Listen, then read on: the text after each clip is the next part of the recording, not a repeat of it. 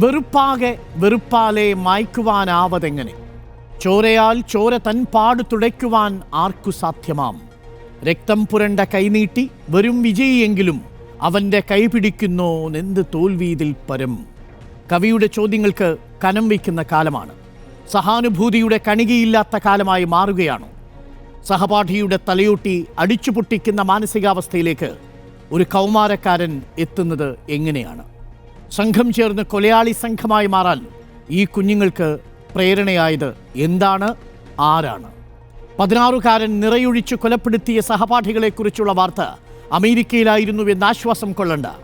ഇന്നിതാ നമ്മുടെ തൊട്ടടുത്ത് താമരശ്ശേരിയിൽ നഞ്ചക്കുപയോഗിച്ച സഹപാഠിയുടെ തലയോട് അടിച്ചു പൊട്ടിച്ചിരിക്കുന്നു. തെക്കുവാഴിച്ചിലും പത്തനംതിട്ടയിലും പാലക്കാട്ടുമൊക്കെ കുട്ടികൾ ആക്രമണം അഴിച്ചുവിട്ട വാർത്തകൾ വരുന്നു. എവിടെയാണ് നമുക്ക് പിഴയ്ക്കുന്നത്? ആഴത്തിൽ പരിശോധിക്കണം. കൗമാരത്തിന് ഇത് കലികാലം.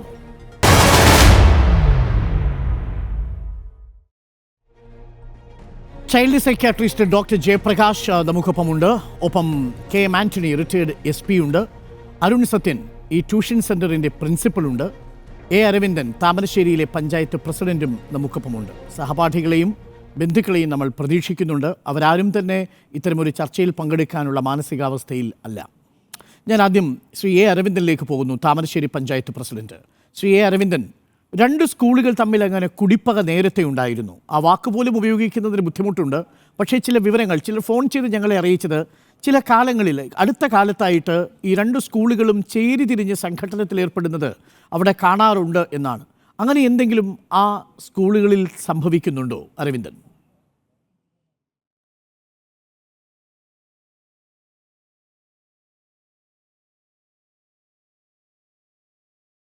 ശ്രീ അരവിന്ദനിലേക്ക് നമുക്ക് തിരിച്ചു വരാം. ആ കോൾ കണക്ട് ചെയ്യപ്പെട്ടിട്ടില്ല. അരുൺ സത്യൻ നമുക്കൊപ്പമുണ്ട്. ഈ സംഭവങ്ങളുടെ തുടക്കം ഈ ട്യൂഷൻ സെൻറ്ററിൽ നടന്ന സെൻഡ് ഓഫ് പാർട്ടിയിലെ ഒരു നൃത്തവുമായി ബന്ധപ്പെട്ടാണ്. അരുൺ സത്യൻ, വളരെ ചുരുക്കി എന്താണെന്ന് സംഭവിച്ചതെന്നൊന്ന് പറയാമോ? രാവിലെ ഞാൻ നിങ്ങളുടെ അഡ്മിനിസ്ട്രേറ്റീവ് ഓഫീസറുമായി സംസാരിച്ചിരുന്നു. അദ്ദേഹം കാര്യങ്ങൾ വിശദീകരിച്ചതാണ്. എങ്കിലും എന്താണ് ഈ സംഭവങ്ങളുടെ തുടക്കം? അത് ഈ ട്യൂഷൻ സെൻറ്ററിൻ്റെ ഫെയർവെൽ പരിപാടിയിലാണെന്ന് ഞാൻ മനസ്സിലാക്കുന്നു. അരുൺ. അതെ, നമ്മൾ ട്യൂഷൻ സെൻറ്ററിൻ്റെ ഭാഗമായിട്ട് നമ്മളൊരു സെൻഡ് ഓഫ് പ്രോഗ്രാം നടത്താറുണ്ട്. അത് എല്ലാ വർഷവും കൃത്യമായിട്ട് നമ്മൾ നടത്തി വരുന്നതാണ്. പക്ഷേ ഈ വർഷം നടത്തുന്ന സമയത്ത് അത് കൃത്യമായി പ്ലാനോട് കൂടിയിട്ട് തന്നെയാണ് നമ്മൾ നടത്താറ്. സെൻഡ് ഓഫ് പ്രോഗ്രാം ആകുമ്പോൾ കൂടുതൽ കുട്ടികളുടെ ഇൻവോൾവ്മെൻറ്റോട് കൂടിയിട്ട് നടക്കുന്ന ഒരു ഫോർമൽ പ്രോഗ്രാമാണ്. അതിൽ എല്ലാവർക്കും അറിയുന്ന പോലെ തന്നെ സെൻഡ് ഓഫ് പ്രോഗ്രാമിൽ ടീച്ചേഴ്സ് അതോടെ തന്നെ കുട്ടികൾ എല്ലാവരുടെയും ഒരു ഫോർമാൽ പ്രോഗ്രാമായിട്ട് തന്നെയാണ് നമ്മൾക്കത് കണ്ടക്ട് ചെയ്തിട്ടുണ്ടായിരുന്നത്. അതിൽ പ്രോഗ്രാം സ്റ്റാർട്ട് ചെയ്തത് ഒരു 3:30 മണിക്ക് ശേഷമാണ്. കാരണം അതിന് മുമ്പ് നമ്മുടെ സെൻറ്ററിൽ വെച്ച് തന്നെ അവർക്ക് ഫുഡ് ഉണ്ടായിരുന്നു. ആ ഫുഡ് കഴിഞ്ഞ് ഇവിടുന്ന് ക്യൂ ആയിട്ട് നമ്മൾ പ്രോഗ്രാം ഹാളിലേക്ക് പോയതാണ്. പുറത്തുനിന്നുള്ള ആളുകൾക്ക് പാരൻസ് അല്ലാതെ മറ്റൊരാൾക്കും പെർമിഷൻ ഇല്ല. ആ രൂപത്തിലാണ് നമ്മൾ പ്രോഗ്രാം കണ്ടക്ട് ചെയ്തിട്ടുണ്ടായിരുന്നത്. അപ്പോൾ ആദ്യമൊക്കെ ഒഫീഷ്യൽ ഒരു ഫോർമൽ പ്രോഗ്രാമായിട്ട് നടന്നിരുന്നു. അതിന് ശേഷം കുറച്ച് കൾച്ചറൽ ആക്ടിവിറ്റി എന്നുള്ള രീതിയിൽ സ്റ്റുഡൻസിൻ്റെ പ്രോഗ്രാംസ് ഉണ്ടായിരുന്നു. അതൊന്നും നമ്മൾ ഈ ഒരു പ്രോഗ്രാമിന് വേണ്ടി തയ്യാറെടുത്തതല്ല. ആ സ്പോട്ടിൽ അവർക്ക് ചെറിയ 1-2 പ്രോഗ്രാം അവതരിപ്പിക്കാനുള്ള അവസരം നമ്മൾ കൊടുത്തതാണ്. കാരണം അതിന് തയ്യാറെടുപ്പോ മറ്റു കാര്യങ്ങളൊന്നുമില്ല. മറ്റ് സ്ഥലങ്ങളിലൊക്കെ പ്രോഗ്രാം അവതരിപ്പിക്കുക അല്ല മറ്റു പ്രോഗ്രാമുകളൊക്കെ നേരത്തെ നടത്തിയ പ്രിപ്പറേഷൻ്റെ ഭാഗമായിട്ട് നടത്തുന്ന പ്രോഗ്രാമാണ്. അതിൽ ലാസ്റ്റ് ടൈമിൽ നമ്മൾ കുട്ടികൾക്ക് ഡാൻസ് ചെയ്യാനുള്ള ഒരു ചെറിയ സൗകര്യം ഉണ്ടായിരുന്നു. അത് വളരെ ലിമിറ്റഡ് ആയിട്ടുള്ള ടൈമാണ്. കാരണം ഈ പ്രോഗ്രാം മൊത്തം നടന്നിട്ടുള്ളത് ചെറിയൊരു ടൈം ഇൻ്റർവെല്ലാണ്. 2.5-3 മണിക്കൂർ മാത്രമേ നടന്നിട്ടുള്ളായിരുന്നു. നമ്മളൊരു 6 മണി 6:30 കൂടി വൈൻഡപ്പ് ചെയ്യുന്ന പ്രോഗ്രാം ആയിരുന്നു. പക്ഷേ ഒരു 7 മണിയോളം എടുത്തിട്ടുണ്ട് ആ പ്രോഗ്രാം വൈൻഡപ്പ് ചെയ്യുന്നത്. അതിൻ്റെ ആ പ്രോഗ്രാമിനിടയിൽ കുട്ടികൾ ഒരു ഗ്രൂപ്പ് ഓഫ് കുട്ടികൾ പ്രത്യേകിച്ച് ഒരു സ്കൂളിലെ പ്രതിദാനം ചെയ്യുന്ന രീതിയിലൊരു പ്രോഗ്രാം നടന്ന സമയത്ത് അതിൽ പെട്ടെന്ന് സൗണ്ട് പോയ സമയത്ത് ഹോള് മുഴുവൻ ഇതിന് എന്തായാലും ഒരു പ്രോഗ്രാം നടക്കുന്ന സമയത്ത് ചെറിയ ഒച്ച ഒക്കെ എടുക്കും. അതുപോലെ ചെറിയ കൂക്കുവിളി ഉണ്ടായിരുന്നു. അതെല്ലാവരും തന്നെ അതിൽ ഇൻവോൾവ് ആണ്. അത് ഇന്ന വിഭാഗം സ്കൂൾ കുട്ടികളൊന്നുമില്ല. പക്ഷേ അതിന് ശേഷം 2 സ്കൂളുകളിലെ കുട്ടികൾ തമ്മിൽ ചെറിയൊരു വാക്കേറ്റം ഉണ്ടാകുന്ന രീതിയിലേക്ക് വന്നു. അപ്പോൾ തീർച്ചയായിട്ടും അത് ഒരു നല്ല അല്ലാത്തത് കൊണ്ട് തന്നെ നമ്മളപ്പോൾ തന്നെ പ്രോഗ്രാം അവിടെ നിർത്തിവെച്ചു. അതിനുശേഷം തുടർന്ന് പോകുന്ന സമയങ്ങളിൽ എന്നുള്ള രീതിയിൽ എന്തെങ്കിലും സംസാരം ഉണ്ടായ സമയത്ത് തന്നെ ഈ 2 സ്കൂളുകളായിട്ട് ചേരി തിരിഞ്ഞ് ചെറിയ വാക്കേറ്റം ഉണ്ടാവുന്നുണ്ട് ട്യൂഷൻ സെന്ററിൽ വെച്ച് തന്നെ, അതായത് ഈ ഓഡിറ്റോറിയത്തിൽ വെച്ച് തന്നെ. ഇല്ല, നമ്മൾ പ്രോഗ്രാം കൂടി നമ്മൾ ഓൾറെഡി നമ്മുടെ ഹാളിൽ ഒരു 10-20ഓളം ടീച്ചേഴ്സ് ഉണ്ടായിരുന്നു. അപ്പോൾ ആ ടീച്ചേഴ്സ് കൃത്യമായിട്ട് നോക്കിക്കൊണ്ടാണ് കാര്യങ്ങളൊക്കെ ചെയ്തിരുന്നത്. അപ്പോൾ ആ പ്രോഗ്രാം കഴിഞ്ഞതിന് ശേഷം ചിലപ്പോൾ അവിടെ ഇരുന്ന് ചിലപ്പോൾ സംസാരമോ മറ്റു കാര്യങ്ങളൊക്കെ ചിലപ്പോൾ ഉണ്ടായിട്ടുണ്ടാവും. പക്ഷേ അതൊന്നും ഒരു സംഘർഷമോ അല്ലെങ്കിൽ ഉന്തലോ അല്ലെങ്കിൽ ആളുകളുടെ ശ്രദ്ധ പിടിച്ചു പറ്റുന്ന രീതിയിലോ അങ്ങനെയൊന്നും ഉണ്ടായിട്ടില്ല. കാരണം ടീച്ചേഴ്സ് എല്ലാവരും തന്നെ ആ ഹോളിൽ നിറഞ്ഞ് ഉണ്ടായിരുന്നു. അതിനുശേഷം നമ്മൾ ആ പ്രോഗ്രാമിന് ശേഷം നമ്മൾ കുട്ടികൾക്കൊക്കെ ഒന്നിച്ച് ഡാൻസ് കളിക്കുന്ന ഒരു പ്രോഗ്രാം ഉണ്ടായിരുന്നു. ആ പ്രോഗ്രാമിനിടയിലാണ് ഇത്തരത്തിലുള്ള ഒരു സംഘർഷം ഉണ്ടായിട്ടുള്ളത്. അത് ആ സമയത്ത് തന്നെ ടീച്ചേഴ്സ് എല്ലാവരും ഇടപെടുകയും പെട്ടെന്ന് തന്നെ ഒരു വിഭാഗം ആളുകളെ നമ്മൾ വീട്ടിലേക്ക് എത്തിക്കുന്ന രീതി കാര്യങ്ങൾ ചെയ്തു. കാരണം അത് പോകുന്ന സമയത്ത് എന്തെങ്കിലും രീതിയിലുള്ള വിഷയങ്ങൾ ഉണ്ടാവുന്നത്. കാരണം ഓൾറെഡി നമ്മളെ പ്രോഗ്രാമിൽ ഗേൾസൊക്കെ ഉള്ളതുകൊണ്ട് തന്നെ പാരൻസ് ഒക്കെ ആ പ്രോഗ്രാമിൽ തന്നെ ഉണ്ടായിരുന്നു. അത് അവസാന ഭാഗത്താകുമ്പോൾ ഓൾമോസ്റ്റ് എല്ലാ ഗേൾസിന്റെ പാരൻസും ഉള്ള രീതിയിലായിരുന്നു പ്രോഗ്രാം ഉണ്ടായിരുന്നത്. അപ്പൊ അവരൊക്കെ കണ്ട കാര്യമാണ് നമ്മൾ. ചോദിച്ചോട്ടെ, ഈ കൊല്ലപ്പെട്ട മുഹമ്മദ് ഷഹബാസ് ആ ഓഡിറ്റോറിയത്തിൽ ഉണ്ടായിരുന്നു ആ ദിവസം? മുഹമ്മദ് ഷഹബാസ് ആ ഓഡിറ്റോറിയത്തിൽ ഉണ്ടാവില്ല. കാരണം നമ്മളെ സ്റ്റുഡൻസ് അല്ല, നമ്മളെ സ്റ്റുഡൻസിന് കൃത്യമായിട്ട് അറ്റൻഡൻസ് എല്ലാം എടുത്തതിന് ശേഷമാണ് ആ ഹോളിലേക്ക് കൊണ്ടുപോയിട്ടുള്ളത്. കാരണം അതിനുള്ള പുറത്തുനിന്നുള്ള ഒരാളെ പോലും പെർമിറ്റ് ചെയ്തില്ല. വന്നിട്ടുള്ളത് കുട്ടികളുടെ പാരന്റ് ആണെന്ന് ഉറപ്പുള്ള ആളുകൾ മാത്രമേ അവിടെ വന്നിട്ടുള്ളൂ. അത് ഈ കുറച്ച് ലേറ്റ് പ്രോഗ്രാം ആവുന്നതുകൊണ്ട് മാത്രം. ഇല്ലല്ല, ഒരിക്കലും അത് ഈ പ്രോഗ്രാം ഇല്ലായിരുന്നു. ശരി, കൂവിയതാവട്ടെ ഒരു സ്കൂൾ മാത്രമല്ല, അവരുടെ ഉണ്ടായിരുന്ന എല്ലാവരും ഒരുമിച്ച് കൂടി. പക്ഷേ ഒരു സ്കൂളിനെ സംബന്ധിച്ച് അതിലെ പഠിക്കുന്ന ചില വിദ്യാർത്ഥികൾക്ക് അത് അവരുടെ ഈഗോ ഹട്ടായി. അവർ തമ്മിൽ പിന്നീടൊരു ഗ്രൂപ്പ് ഡാൻസ് വരുന്ന സമയത്തിൽ ചെറിയ വാക്കേറ്റം ഉണ്ടാവുന്നു. ഇത് കണ്ട് മനസ്സിലാക്കി നിങ്ങൾ അവരെ വീട്ടിലേക്ക് കൊണ്ടെത്തിക്കുന്നു. ഈ സ്കൂളുകൾ തമ്മിൽ ഇങ്ങനെ നേരത്തെ ചില സംഘർഷങ്ങളോ അതല്ലെങ്കിൽ അഭിപ്രായ വ്യത്യാസമോ, ഞാൻ ഉദ്ദേശിച്ചത് വിദ്യാർത്ഥികൾ തമ്മിൽ അങ്ങനെ എന്തെങ്കിലും നേരത്തെ ഉണ്ടായിരുന്നോ? നേരത്തെ അങ്ങനെ അഭിപ്രായ വ്യത്യാസങ്ങൾ ഉണ്ടായിരുന്നു എന്നുള്ള രീതിയിൽ പല ആളുകളും പറയുന്നുണ്ട്. പക്ഷെ നമുക്കത് സ്ഥിരീകരിക്കാത്ത കാര്യമായതുകൊണ്ട് നമ്മളൊരു പൊതുവേദിയിൽ അത് സംസാരിക്കുന്നത് ശരിയില്ല. കാരണം അത് അന്വേഷിച്ച് കഴിഞ്ഞാൽ എല്ലാവർക്കും അറിയുന്ന കാര്യമാണ്. പല രീതിയിലും മുമ്പിട്ട്, കാരണം ആ ഒരു പ്രോഗ്രാമിൽ എല്ലാവരും കൂകി വിളിച്ച ഒരു വേദിയിൽ ഒരു വിഭാഗം ആളുകൾ മാത്രം ആ രീതിയിലേക്ക് വലിയ രീതിയിലേക്ക് ഏറ്റെടുക്കുക, അല്ലെങ്കിൽ അവിടെ വലിയൊരു സംഘർഷം ഉണ്ടായിട്ടുണ്ടെങ്കിൽ അവർ തമ്മിൽ ഒരു വലിയ വിദ്വേഷം ഉണ്ടാവാനുള്ള സാധ്യതയുണ്ട്. അത്തരത്തിലുള്ള ഒരു സംഘർഷം ഉണ്ടായിട്ടില്ല. അതിന് നമ്മൾ മനസ്സിലാക്കുന്നത് മുൻപേ അത്തരത്തിലുള്ള അവർ തമ്മിൽ ഏതെങ്കിലും രീതിയിലുള്ള ഏറ്റുമുട്ടലുകളോ അല്ലെങ്കിൽ ആ രീതിയിലുള്ള ഉണ്ടായിട്ടുണ്ടെന്നുള്ള രീതിയിലാണ് നമ്മളത് മനസ്സിലാക്കുന്നത്. ഞാനത് സ്ഥിരീകരിച്ചൊരു വസ്തുതയല്ല, അതുകൊണ്ടാണ് പറയാത്തത്. പക്ഷേ പല ആളുകളും നമ്മളോട് പറഞ്ഞിട്ടുണ്ട്, പല രീതിയിലും പല സ്ഥലങ്ങളിലും എന്ന് ഈ രൂപത്തിൽ ഉണ്ടായിട്ടുണ്ട്. കാരണം അതിന് നമ്മൾ മുന്നോട്ട് വെക്കുന്ന ഒരു കാര്യം, അന്ന് പ്രോഗ്രാമിൽ ഈ ഇഷ്യൂ നടക്കുന്ന സമയത്ത് അല്ലെങ്കിൽ വാക്കേറ്റം ഉണ്ടായ ആളുകളല്ല പല ആളുകളും ഈ സെൻറ്ററിൻ്റെ ഭാഗമായിട്ടുള്ള ആളുകളല്ല ഈ പിന്നീട് ഈ ഇവിടെ തടിച്ചുകൂടിയ ആളുകൾ. കാരണം വളരെ കുറച്ച് പേര് മാത്രമേ ഉള്ളൂ. ആ പ്രോഗ്രാമിൽ ഇൻവോൾവ് ചെയ്തിട്ടുള്ള ആളുകളിൽ വളരെ വിരലിലെണ്ണുന്ന 2-3 ആളുകൾ മാത്രമേ ഇവിടെ ഈ ഒരു സംഘർഷത്തിൻ്റെ ഭാഗമായിട്ടുള്ളൂ. അത് പരിശോധിച്ച് കഴിഞ്ഞാൽ മനസ്സിലാവുന്നതാണ്. പക്ഷേ അതിനുശേഷം ഇവർ സംസാരിക്കുന്നത് പോലും ഒരുപാട് മുൻപുണ്ടായ കുറേ സിറ്റുവേഷൻ ബേസ് ചെയ്തിട്ടാണ് വോയിസൊക്കെ നമുക്ക് കേൾക്കാൻ പറ്റുന്നത്. അപ്പോൾ ആ രീതിയിലാണ് നമ്മളും അത് മനസ്സിലാക്കുന്നത്. ഓക്കെ, ശരി, ഞാൻ അങ്ങയിലേക്ക് തിരിച്ചു വരാം. അരവിന്ദൻ, താമരശ്ശേരി പഞ്ചായത്ത് പ്രസിഡന്റ് കൂടി നമുക്കൊപ്പമുണ്ട്. ശ്രീ അരവിന്ദൻ, ഈ എളേറ്റിൽ MJ ഹയർ സെക്കൻഡറി സ്കൂളും ഈ താമരശ്ശേരി GVHS സ്കൂളും തമ്മിൽ, വിദ്യാർത്ഥികൾ തമ്മിൽ നേരത്തെ ഇങ്ങനെ അഭിപ്രായ വ്യത്യാസങ്ങളോ സംഘർഷങ്ങളോ ഏതെങ്കിലും തരത്തിൽ റിപ്പോർട്ട് ചെയ്തതായി താങ്കൾക്കറിയാമോ? അങ്ങനൊരു സംഭവം ഞങ്ങൾക്ക് ആർക്കും തന്നെ അറിയില്ല. കാരണം ഈ വിദ്യാലയങ്ങൾ തമ്മിലല്ല, ഇവരൊന്നും സംഘർഷമില്ല. ഇവിടെ ഇപ്പോൾ സമാന്തര വിദ്യാഭ്യാസ സ്ഥാപനത്തിൽ പഠിക്കുന്ന കുട്ടികൾ വട്ടോളി MJ ഹൈസ്കൂളിലുള്ളവരും താമരശ്ശേരി ഗവൺമെൻറ് ഹൈസ്കൂളിലുള്ളവരും മാത്രമല്ല, ചക്കാലക്കൽ ഹൈസ്കൂളിലെ കുട്ടികളുണ്ട്, കൂടത്തായി സെൻറ്റ് മേരീസിലെ കുട്ടികളുണ്ട്, അതുപോലെ തന്നെ പൂനൂർ ഹൈസ്കൂളിലെ കുട്ടികളുണ്ട്. ഈ സമാന്തര വിദ്യാഭ്യാസ സ്ഥാപനത്തിൽ ട്യൂഷൻ ക്ലാസ്സിന് വരുന്ന കുട്ടികൾ പല വിവിധ ഹൈസ്കൂളുകളിൽ നിന്ന് വരുന്ന കുട്ടികളാണ്.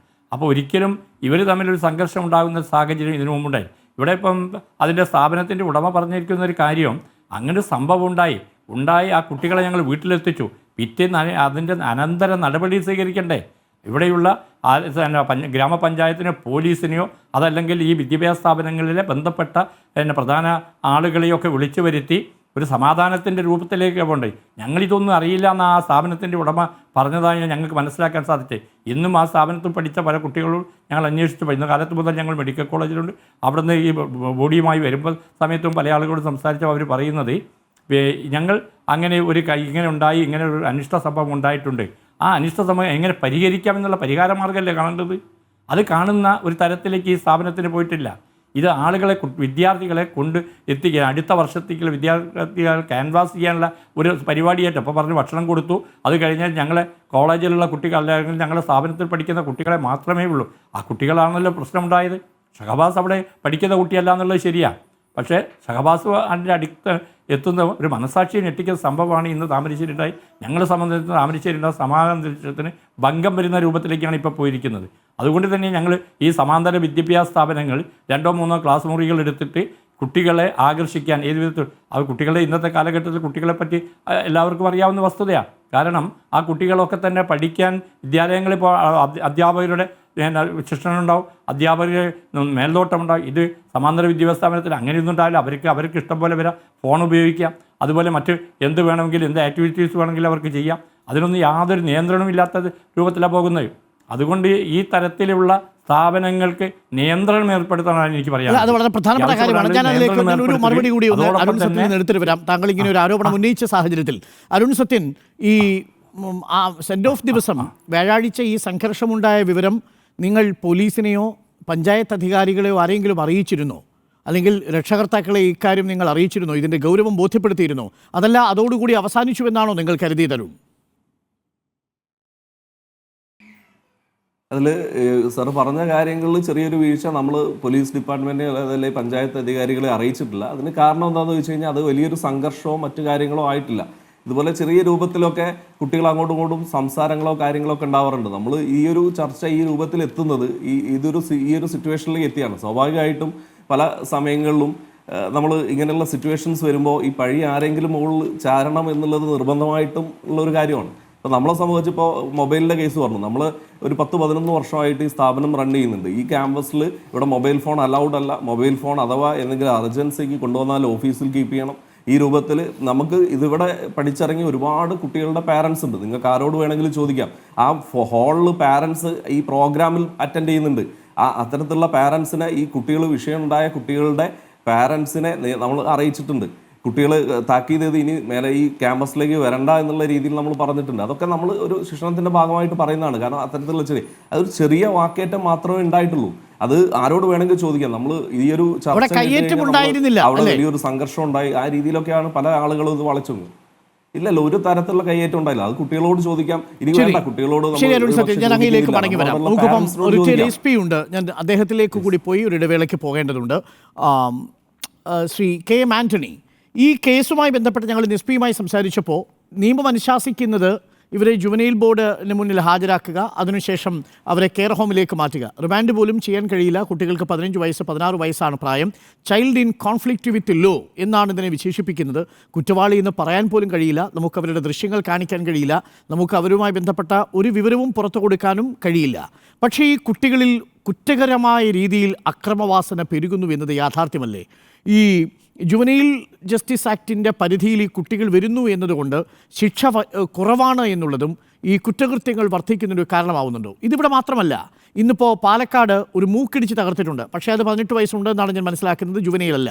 എന്നാൽ തിരുവനന്തപുരത്ത് മറ്റൊരു സ്കൂളിലും ഇതേപോലെ ആക്രമണം നടക്കുന്നു. പത്തനംതിട്ടയിൽ ഒരു ബസ് സ്റ്റാൻഡിൽ, കോന്നി ബസ് സ്റ്റാൻഡ് ഈ സ്ഥിരം അങ്കത്തട്ടാക്കി മാറുന്നു. ഒരു സ്കൂൾ മറ്റൊരു സ്കൂളിനെ വെല്ലുവിളിക്കുന്നത് അവിടെ വന്നാണ്.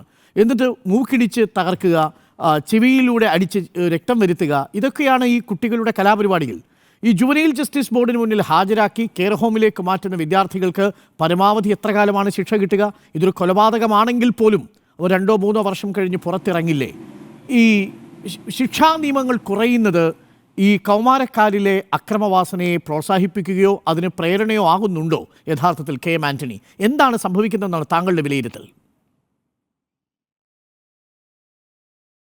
ഡോക്ടർ അരുൺകുമാർ, ഈ ജുവനൈൽ ജസ്റ്റിസ് ആക്ട് എന്ന് പറയുന്നത് നമ്മളുടെ ഇന്ത്യയിൽ മാത്രമുള്ളതല്ല. അത് ഇൻ്റർനാഷണൽ മാനദണ്ഡങ്ങളുടെ അടിസ്ഥാനത്തിലാണ് നമ്മൾ 18 വയസ്സിൽ താഴെയുള്ളവർ ആ മൈനറാണെന്നും അവർ കുട്ടികളാണെന്നും ഉള്ള രീതിയിലേക്ക് നമ്മളൊരു പരിഗണനയിലേക്ക് കൊണ്ടുവരുന്നത്. അപ്പോൾ നമുക്കായിട്ടത് മാറ്റം വരുത്തുവാൻ സാധിക്കുകയില്ല. തന്നെയല്ല, അത് ഇക്കാലം അത്രയും ജുവനൈൽ ജസ്റ്റിസ് ആക്ട് നിലവിലുണ്ടായിരുന്നു. പക്ഷേ ഈ നമ്മളുടെ കേരളത്തിലെ സാഹചര്യങ്ങൾ വെച്ചിപ്പം അടുത്ത കാലത്തായിട്ട് കുട്ടികളുടെ ഇടയിൽ ഇങ്ങനെയുള്ള ഒരു പ്രകടമായ പ്രശ്നങ്ങൾ കാണാൻ സാധിക്കുന്നുണ്ട്. അതിനെ നമ്മൾ ഗൗരവമായിട്ട് കാണുക എന്നുള്ളതാണ്. ഇതിലിപ്പം പോലീസിനോ അല്ലെങ്കിൽ മറ്റ് നിയമ ഏജൻസികൾക്കോ ഉള്ളതിൽ കൂടുതൽ ഈ കുട്ടികളുടെ മേൽ ഏറ്റവും കൂടുതൽ അവരുടെ ഇടയിൽ ഇടപെടാൻ സാധിക്കുന്നത് അവരുടെ കുടുംബാംഗങ്ങൾക്ക്, പേരൻസിന്, അതുപോലെ തന്നെ അധ്യാപകർക്ക്. നമ്മളിപ്പോൾ പറഞ്ഞ സംഭവത്തിൽ പോലുമാണെങ്കിലും ആ ട്യൂഷൻ സെൻറ്റർ നടത്തുന്ന ആൾക്ക് എത്രമാത്രം ഒരു കുട്ടിയുടെ മേൽ സ്വാധീനമുണ്ടെന്നുള്ളത് നമുക്ക് പറയാൻ പറ്റില്ല. കാരണം അവരെ നിർബന്ധിക്കാനും പറ്റില്ല.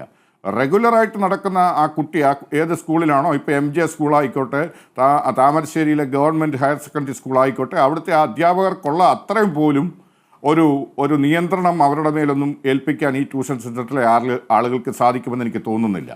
പിന്നെ ഈ നിയമത്തിൻ്റെ പോരായ്മ 3 വർഷമല്ലേ, പരമാവധി 7 വർഷമെന്നാണ് നിയമത്തിലുള്ളത്.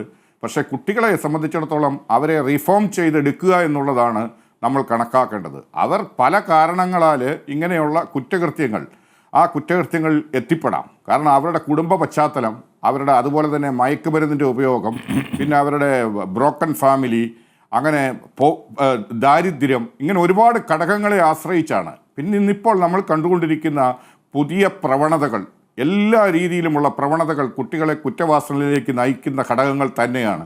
നമുക്കറിയാം ഇന്നിപ്പം എന്തൊക്കെയാണ് സിനിമ തന്നെ നമ്മൾ ഉദാഹരണത്തിനെടുക്കുക. എത്രയോ സിനിമകളാണ് ഈ വയലൻസുമായിട്ട് അല്ലെങ്കിൽ അക്രമ പ്രവർത്തനങ്ങളും അതിനകത്ത് ഒരു ഹീറോയാകാനുള്ള ഒരു ദ്വര അല്ലെങ്കിൽ ഒരു താല്പര്യം ഈ കൗമാരക്കാർക്ക് എന്തിനേയും ആശ്ചര്യത്തോടെ കാണുവാനും അതിനെ അനുകരിക്കാനുമുള്ള പ്രവണതയുള്ള ഒരു കാലഘട്ടമാണ്. അതിനെ ആ രീതിയിൽ നിയന്ത്രിച്ച് നിർത്തേണ്ടത് ഈ സമൂഹത്തിൻ്റെ ബാധ്യതയാണ്, അല്ലെ സമൂഹത്തിൻ്റെ ചുമതലയാണ്. ഈ അധ്യാപകർക്ക് പോലും ഒരു കുട്ടിയെ മുഖത്ത് നോക്കി ഒന്ന് വഴക്ക് പറയാൻ പോലും പറ്റാത്തൊരു സാഹചര്യമാണ് നമുക്ക് ഇന്നുള്ളത്. നമ്മളുടെ പ്രതികരണശേഷി ആ കുട്ടികളെ പ്രൊട്ടക്റ്റ് ചെയ്യുന്ന കാര്യത്തിൽ നമ്മൾ ഒരു പരിധി കഴിഞ്ഞ് അപ്പുറത്തേക്ക് പോകുന്നു. മാതാപിതാക്കളാണെങ്കിലും മാതാപിതാക്കളുടെ നിയന്ത്രണത്തിലല്ല കുട്ടികളുള്ളത്. കുട്ടികളെ നമുക്കൊന്നും ചെയ്യാൻ പറ്റില്ല. കാരണം കുട്ടികളാണ് വീട്ടിലെ കാര്യസ്ഥന്മാർ, അല്ലെങ്കിൽ കുട്ടികളാണ് നിയന്ത്രിക്കുന്ന പല കുടുംബങ്ങളെ പോലും. അവർ കഴിക്കുന്ന ഭക്ഷണം ഏതാണെന്ന് തീരുമാനിക്കുന്നത് അവരാണ്. മാതാപിതാക്കൾക്ക് പോലും അതിനുള്ള നിയന്ത്രണമില്ല.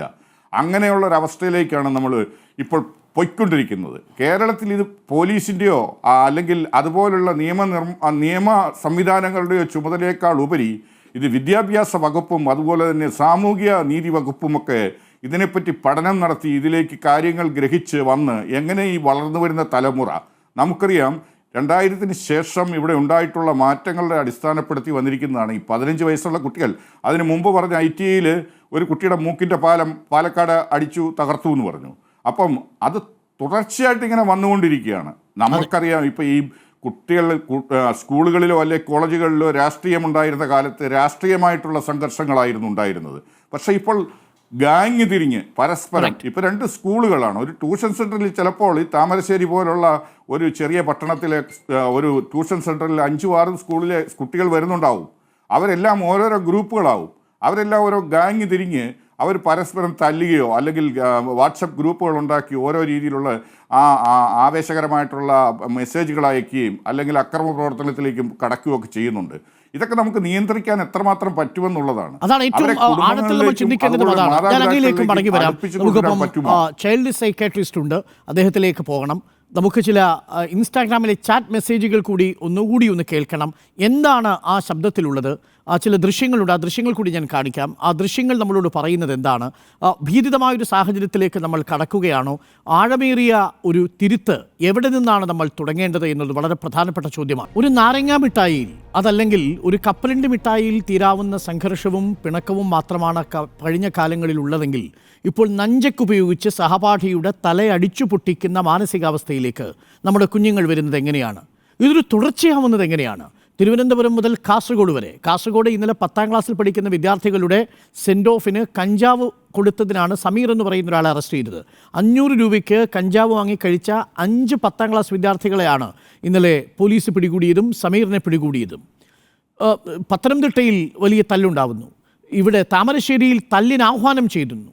അടി കിട്ടിയതിനു ശേഷം, അടി കൊടുത്തതിനു ശേഷം, സംഘർഷം ഉണ്ടായതിനു ശേഷം ആ പടയെ നയിച്ച ഒരാൾ, ആ ഗ്യാങ്ങിനെ നയിച്ച ഗ്യാങ്ങിൻ്റെ ലീഡറായ 15-കാരൻ ചാറ്റിൽ വന്ന് പറയുന്ന ശബ്ദങ്ങൾ ഇന്ന് പുറത്തു വന്നിട്ടുണ്ട്. ഇൻസ്റ്റാഗ്രാം വഴി സുഹൃത്തുക്കൾക്ക് അയച്ചു കൊടുത്ത് അവരുടെ ഗ്യാങ്ങിന് അയച്ചു കൊടുത്ത ശബ്ദ സന്ദേശം അത് നമുക്കൊന്ന് ഒരിക്കൽ കൂടി കേൾക്കാം. പിന്നെ ഫഹദേ, ഞാനൊരു കാര്യം പറഞ്ഞു, ഷാബാസിനെ ഞാൻ കൊല്ലുന്നു. അത് ഞാൻ പറഞ്ഞു അവൻ്റെ കണ്ണൊന്ന് പോയോ കിട്ടോ? ഈ കണ്ണൊന്നും ഇല്ലോ. കൂട്ടത്തിൽ ഇത് മരിച്ചു കഴിഞ്ഞാലും വലിയ വിഷയമൊന്നും അത് കേസെടുക്കുമല്ലോ പോലീസ്. കാരണം ഓരോ ഇങ്ങോട്ട് വന്നത് അവിടെ കേസ് ഉണ്ടാവില്ല, കേസ് തള്ളി പോകും. കാരണം ഓരോ ഇങ്ങോട്ട് വന്നത്. പിന്നെ അതിന് ഇവരൊന്നും ഇല്ല വെച്ചാൽ നാഫീനല്ല വെച്ചത്. 2 ദിവസം കഴിയട്ടെ, അത് മാത്രമല്ല. ഡോക്ടർ ജയപ്രകാശ് ചൈൽഡ് സൈക്കാട്രിസ്റ്റ് നമുക്കൊപ്പമുണ്ട്. ഡോക്ടർ ജയപ്രകാശ്, നമ്മൾ രാവിലെ ഈ ശബ്ദം കേൾപ്പിച്ചതാണ്, അങ്ങനൊരു മറുപടി പറഞ്ഞതാണ്. പക്ഷേ അത് കേൾക്കും തോറും വല്ലാതെ ഭീതി ഉണ്ടാവുന്നുണ്ട്. ഒന്ന്, മുഹമ്മദ് ഷഹബാസിനെ ഞാൻ കൊല്ലുമെന്ന് പറഞ്ഞതാണ്. അവൻ്റെ കണ്ണ് നീ ഒന്ന് നോക്ക്, കണ്ണില്ലവിടെ എന്ന് പറയലാണവൻ. അതിനുശേഷം ഇതൊരു കൂട്ടാത്തല്ലായതുകൊണ്ട് കേസെടുക്കില്ലെന്നും കേസ് വരില്ലെന്നും ഊരിപ്പോകാൻ കഴിയുമെന്ന് പോലും ഒരു 15 വയസ്സുകാരൻ ഈ കൃത്യം നടത്തിയതിനു ശേഷം മെസ്സേജ് ഇടുന്നുണ്ട്. എന്താണ് ഈ കുട്ടികൾക്ക് സംഭവിക്കുന്നത് ജയപ്രകാശ്? ഇപ്പോൾ ഈ ഒരു പർട്ടിക്കുലർ ഇൻസിഡൻറ്റിൽ തന്നെ നമ്മൾ മനസ്സിലാക്കാൻ പറ്റുന്നത്, നമ്മൾ നേരത്തെ പറഞ്ഞതുപോലെ ഈ കുട്ടികളിൽ കൗമാരക്കാരിൽ 2 തരം പ്രശ്നങ്ങളുണ്ട്. ഒന്ന് ഡെവലപ്മെൻറ്റൽ ചലഞ്ചസ് എന്ന് പറയും. എന്ന് വെച്ച് കഴിഞ്ഞാൽ ആ സിറ്റുവേഷൻ അനുസരിച്ച് പെട്ടെന്ന് റിയാക്ട് ചെയ്യുന്ന ഒരു രീതി. എമോഷണൽ എക്സ്പ്ലോഷനോടുകൂടി തന്നെ അത് വീട്ടിലാണെന്നുണ്ടെങ്കിലും തനിക്കെതിരെ വരുന്ന സാഹചര്യങ്ങളോട് അല്ലെങ്കിൽ തൻ്റെ വാദം അംഗീകരിക്കപ്പെടാത്ത സാഹചര്യത്തിൽ ഒരു എമോഷണൽ എക്സ്പ്ലോഷൻ പോലെയുള്ള ഒരു സ്വഭാവ രീതി വീട്ടിൽ കാണും, അധ്യാപകരുമായിട്ട് കാണും, കൂട്ടുകാരുമായിട്ടൊക്കെ കാണും. അതങ്ങനെ അവസാനിക്കുകയും ചെയ്യും. അത് സാധാരണ ഒരു ഡെവലപ്മെൻറ്റൽ ചലഞ്ചസ് ആയിട്ടുള്ള ഒരു പ്രത്യേകതയാണ്. കൗമാരക്കാരിൽ ഏകദേശം 20% കൗമാരക്കാരിൽ പഠനങ്ങൾ സൂചിപ്പിക്കുന്നത് അതൊരു റിയാക്റ്റീവായിട്ടുള്ള ഒരു സിറ്റുവേഷനാണ്. ആ സിറ്റുവേഷനോടുള്ള പെട്ടെന്നുള്ള ഒരു റിയാക്ഷൻ. പക്ഷേ ഇവിടെ ഈ കമൻറ്റ് ഇപ്പം കേൾപ്പിച്ചതിനെ സംബന്ധിച്ചിട്ട് ഞാൻ ഒന്നും കൂടെ ആവർത്തിച്ച് പറയുന്നത്, ആ കമൻറ്റ് ഒരു കുറ്റകൃത്യം ചെയ്യുന്നു എന്ന് വെച്ചാൽ പ്ലാൻഡ് ആയിട്ടൊരു കുറ്റകൃത്യം ചെയ്യുന്നു. കുറ്റകൃത്യത്തിന് മുമ്പ് ഒരു മാനസികാവസ്ഥ, കുറ്റകൃത്യത്തിലൊരു മാനസികാവസ്ഥ, കുറ്റകൃത്യത്തിന് ശേഷം ഉണ്ടാകുന്ന പ്രത്യേക മാനസികാവസ്ഥ. ഇപ്പോൾ ഈ കുട്ടിയുടെ കമൻറ്റ് കേൾക്കുമ്പോഴത്തേക്ക് അതിൽ ആ കുറ്റകൃത്യത്തിന് ശേഷവും കൃത്യതയോടുകൂടി തന്നെ ഒരു പ്രോഗ്രാം എവാലുവേഷൻ പോലെ കൃത്യമായി പറയുകയാണ്. കണ്ണൊന്ന് പോയിട്ടുണ്ട്, പറഞ്ഞതുപോലെ ചെയ്തു എന്ന് പറഞ്ഞാൽ ഒരു പ്രോഗ്രാം എവാലുവേഷനാണ്. ഒരു എൻകൗണ്ടർ പ്ലാൻ ചെയ്ത് അത് എവാലുവേറ്റ് ചെയ്യുന്നു. അപ്പോൾ അത്തരത്തിലുള്ളൊരു കോൾഡ് ബ്ലഡഡ് ആയിട്ടുള്ള ഒരു പ്രത്യേക രീതിയിൽ സൈക്കോപ്പതിക് മൈൻഡ് എന്ന് പറയുക, ഒരു അത്തരത്തിലുള്ള എമോഷൻലെസ് ആയിട്ടുള്ള താൻ ചെയ്ത കുറ്റകൃത്യമാണെന്നും അതിലൊരു കുറ്റബോധം ഉള്ളാവുന്ന ഒരു സാധാരണ റെസ്പോൺസ് അല്ല. പക്ഷേ അപ്പോൾ ഇതിനെ നമ്മൾ കാണുന്ന ഒരു ക്ലിനിക്കലായിട്ട് നമ്മൾ പറയുന്ന പത്തോളജിക്കൽ മൈൻഡ് അല്ലെങ്കിൽ സൈക്കോപ്പതിക് മൈൻഡ്, അതല്ലെന്നുണ്ടെങ്കിൽ ഒരു കുറ്റവാസനയുടെ പ്രകടന രീതി തന്നെയാണ്. അത് നേരത്തെ പറഞ്ഞ റിയാക്റ്റീവ് ആയിട്ടുള്ള ഒരു അഗ്രഷനായിട്ട് അത് പറയാൻ കഴിയത്തില്ല. അതൊരു പ്ലാൻഡ് അഗ്രഷനാണെന്നുള്ളത്. അപ്പോൾ ആ പ്ലാൻഡ് അഗ്രഷൻ ആ കുറ്റവാസനയുള്ള മനോഭാവത്തെ സൂചിപ്പിക്കുന്നു. ഞങ്ങളിപ്പോൾ ഇങ്ങനത്തെ ഒരു കുട്ടിയെ ഞങ്ങൾ കൊടുക്കുന്ന ഡയഗ്നോസിസ് എന്ന് പറയുന്നത് കോണ്ടക്ട് ഡിസോർഡർ എന്നാണ്. കോണ്ടക്ട് ഡിസോർഡർ എന്ന് പറഞ്ഞു കഴിഞ്ഞാൽ അക്രമവാസന, ഉപദ്രവിക്കുക, സാധനങ്ങൾ നശിപ്പിക്കുക, മോഷണം നടത്തുക, കള്ളം പറയുക, അഡോളസെൻ്റ് ഏജിലേക്ക് വരുമ്പം സെക്സ് ക്രൈംസിൽ ഏർപ്പെടുക, അതുപോലെ മറ്റുള്ളവരെ ഉപദ്രവിച്ച് അതിൽ സന്തോഷം കണ്ടെത്തുക, സാധനങ്ങൾ തീ വെച്ച് നശിപ്പിച്ച് അതിൽ സന്തോഷം കണ്ടെത്തുക, ഇത്തരത്തിലുള്ള ഒരു കോണ്ടക്ട് ഡിസോർഡർ. അപ്പോൾ അവിടെ നമ്മൾ കാണേണ്ടുന്ന ഒരു കാര്യം, സമൂഹത്തിൽ ഇതുപോലെയുള്ള സംഭവങ്ങൾ വർദ്ധിച്ച് വരുന്നുണ്ടെന്നുള്ള കാര്യത്തിൽ തർക്കമില്ല. അതിന് പല കാരണങ്ങളിലേക്ക് നമുക്ക് പോകാൻ കഴിയും. കോണ്ടാക്ട് ഡിസോർഡർ ഉള്ള പ്ലാൻഡായ ഒരു ക്രിമിനൽ കുറ്റകൃത്യത്തിലേക്ക് ഈ കുട്ടികൾ പോകുന്നത്, ഇത് കുറ്റകൃത്യം നടന്നതിന് ശേഷമുള്ള ഒരു ഇവാലുവേഷൻ ആണെങ്കിൽ ആ കുറ്റകൃത്യത്തിലേക്ക് സംഘങ്ങളെ ചേർക്കുന്ന മറ്റൊരു ക്ലിപ്പ് കൂടി പ്രചരിക്കുന്നുണ്ട്. ആ ക്ലിപ്പ് കൂടി നമുക്കൊന്ന് കേൾക്കാം.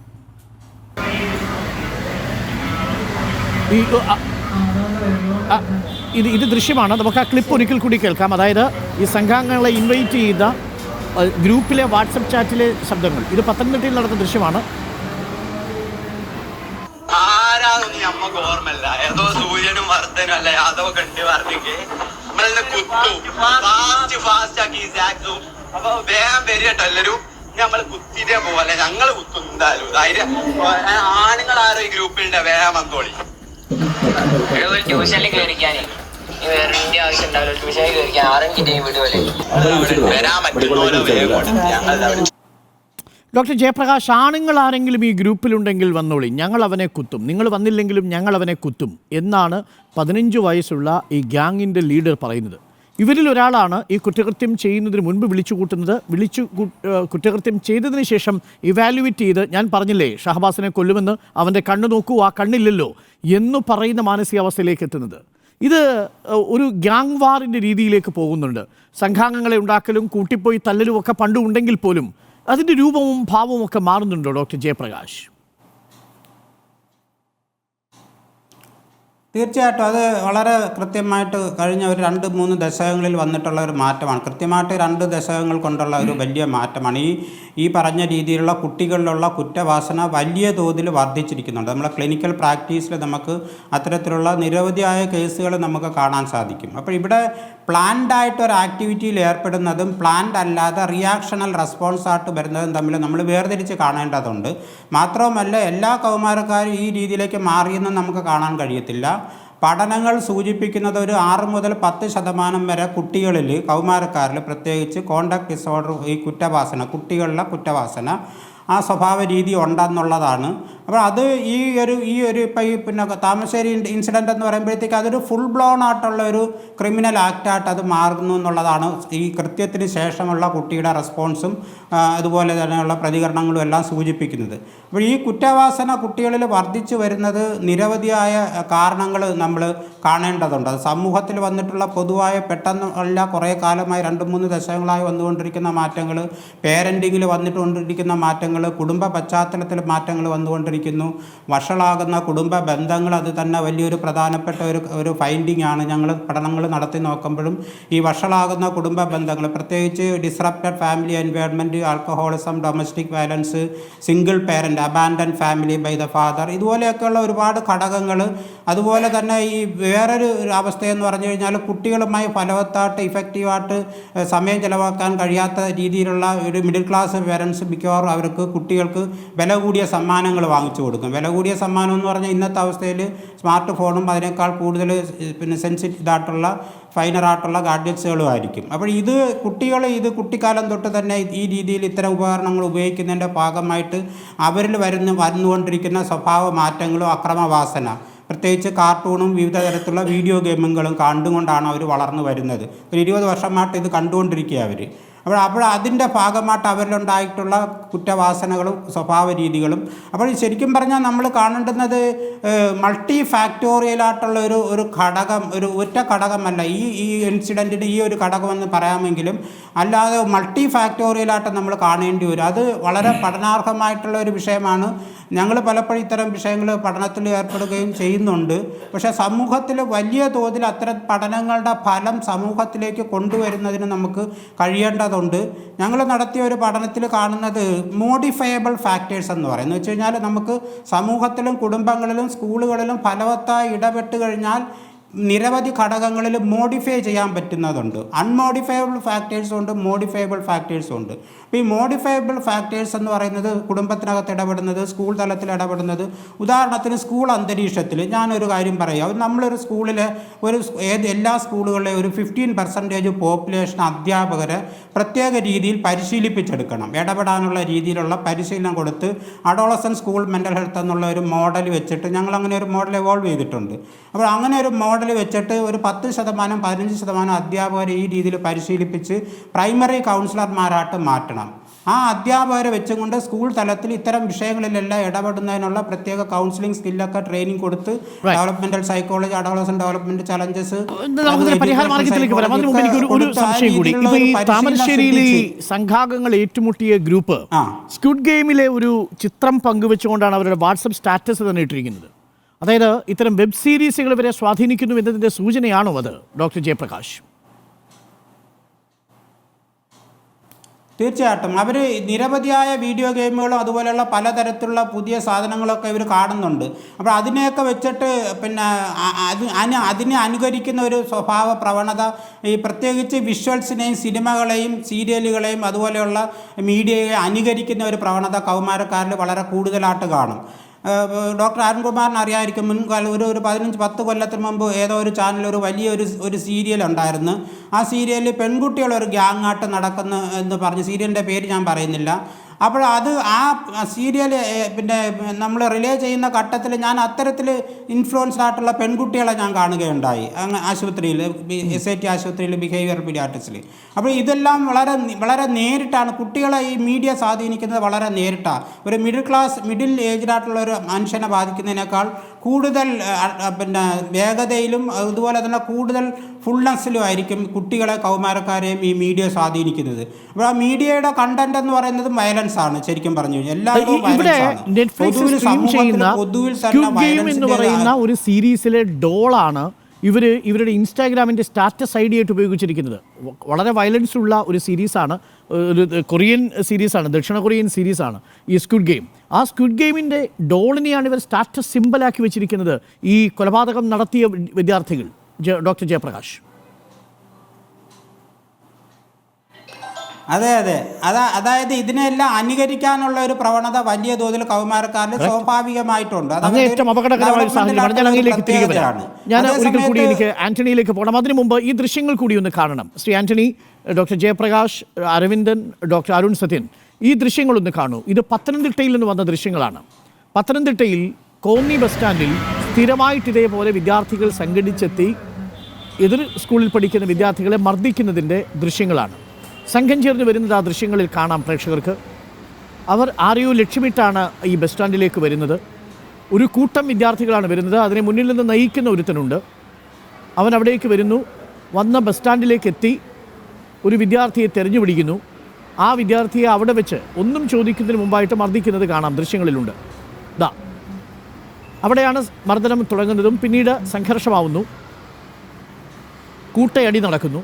ഇത് സ്ഥിരം കാഴ്ചയാണ് എന്നാണ് കോന്നിക്കാർ പറയുന്നത്. കോന്നി ബസ് സ്റ്റാൻഡ് ഇതേപോലെ ഒരു അങ്കത്തട്ടായി മാറിയിരിക്കുന്നുവെന്നാണ്. കേരളത്തിലെ പലയിടങ്ങളിലും ബസ് സ്റ്റാൻഡുകൾ കേന്ദ്രീകരിച്ചാണ് ഈ സംഘർഷങ്ങളും സംഘടനകളും നടക്കുന്നത്. വന്ന് അടി കൊടുത്തതിന് ശേഷം അവൻ തിരിച്ചു പോകുന്നുണ്ട്. അവൻ്റെ ആക്ഷൻസൊക്കെ ഒന്ന് ശ്രദ്ധിക്കണം, അവൻ്റെ ബോഡി ലാംഗ്വേജ്. ഇവനാണ് ഗ്യാങ് ലീഡർ.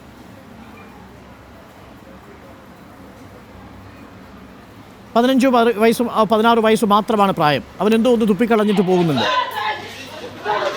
ഇതതിൻ്റെ ബാക്കിയായ മറ്റൊരു ദൃശ്യമാണ്.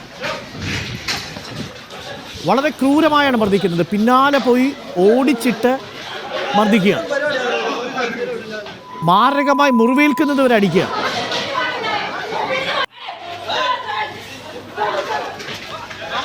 കയ്യിൽ കിട്ടിയ ആയുധങ്ങൾ ഉപയോഗിച്ചാണ് അടിക്കുന്നത്. കെ എം ആന്റണി, സാധാരണ വലിയ ഗ്യാങ് വാറുകളിൽ കൊട്ടേഷൻ സംഘങ്ങളൊക്കെ പ്രായപൂർത്തിയായവർ അക്രമത്തിൽ ഏർപ്പെടുന്നതിൻ്റെ മാതൃകയിലാണ് ഇവരുടെ അറ്റാക്ക്. ഇന്നിപ്പോൾ ഈ മരിക്കാനുള്ള കാര്യം, ഷഹബാസ് മരിക്കാനുള്ള കാരണങ്ങളിലൊന്ന് ചെവിയുടെ ഭാഗത്തായി മുകൾ ഭാഗത്തായിട്ട് നഞ്ചക്ക് ഉപയോഗിച്ച് കിട്ടിയ പ്രഹരമാണ്. ഈ കുട്ടി പുറത്തത് രക്തം തെറിച്ചില്ല.